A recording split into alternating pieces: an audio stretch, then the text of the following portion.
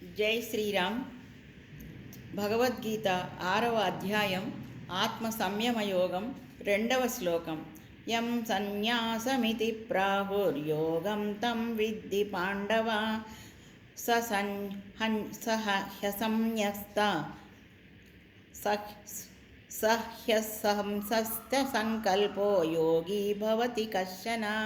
అర్జున, సన్యాసం అని చెబుతూ ఉంటారు చూడు, అదే యోగిమని మనని తెలుసుకోమని సంకల్పాలను వదలని వాడు ఎవ్వడు యోగి కాలేడు. ఇది కొంచెం మధ్యలో కొంచెం కామాలు వచ్చాయి, కరెంటు పోయి పుస్తకంలో నాకు సరిగా కనపడలేదు, క్షమించండి. ఇక ఈ రోజున విషయం రామనామ విశిష్టత. రామనామాన్ని మనం అందరము చదువుతాము, అయితే దాన్ని మనం ఏదో వ్యాపకంలాగా కాకుండా భక్తి శ్రద్ధలతో ఒకసారి పఠించిన ఎంత పుణ్యం ఉంటుందో ఇవాళ ఒక దగ్గర చదివాను. అది మీ ముందల ఉంచుదామని చెప్పి నా తాపత్రయం.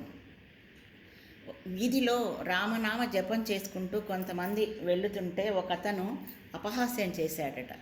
అక్కడ ఒక జ్ఞాని ఉండి, నువ్వు అలా అపహాస్యం చేయకు, నీ జీవితంలో నువ్వు రామనామాన్ని పలుకు అని చెప్పి, రామనామం నీకు ఎంత ఉపయోగపడుతుందో చూడు, రామనామాన్ని జపం చేసుకో అని చెప్పి, కానీ ఆ రామనామాన్ని నేను ఇంత రామనామాన్ని చేశాను, నాకు ఇది ఇవ్వండి అని ఎవరిని నువ్వు ప్రతిఫలం అడగకుండా రామనామాన్ని చేయమంటాడట.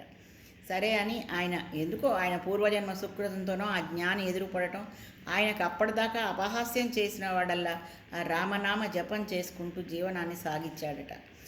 చనిపోయిన తర్వాత యమభటులు యమధర్మరాజు దగ్గరికి తీసుకెళ్ళి, నీవు రామనామాన్ని పలికావు, నీకు ఎంతో పుణ్యం వచ్చింది, నీకు ఎంతో అంత ఇవ్వాలి అని నేను అనుకుంటున్నా, ఏం కావాలి కోరుకో అన్నట్ట.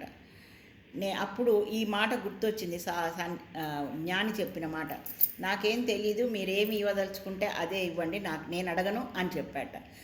అది ఆయన విలువ కట్టలేక యమధర్మరాజు ఇంద్రుడి దగ్గర, అయితే నాకు మాత్రం ఒకటి కావాలి, మీరు మీ అంతటా మీరే నన్ను ఎక్కడికైనా తీసుకెళ్తా అంటున్నారు కాబట్టి నన్ను ఇంద్రలోకాన్ని తీసుకెళ్తా అంటున్నారు కదా, పల్లకీలో కూర్చోబెట్టి తీసుకెళ్తా అన్నట్టు. అయితే ఆ పల్లకి బోయిగా నువ్వే ఉండాలి, నేనైతే అడగట్లేదు అని అన్నట్ట.